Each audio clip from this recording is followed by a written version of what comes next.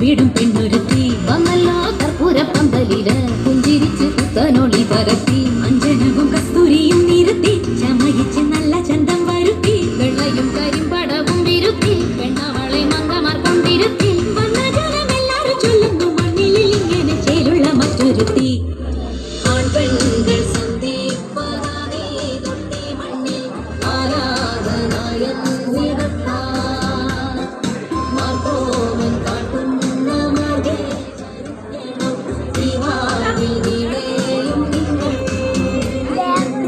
അടുത്തതായി മധുരം കൊടുക്കുവാൻ ഞങ്ങളുടെ സ്വന്തം ഗ്യാങ്ങിനെ ക്ഷണിച്ചുകൊള്ളുന്നു.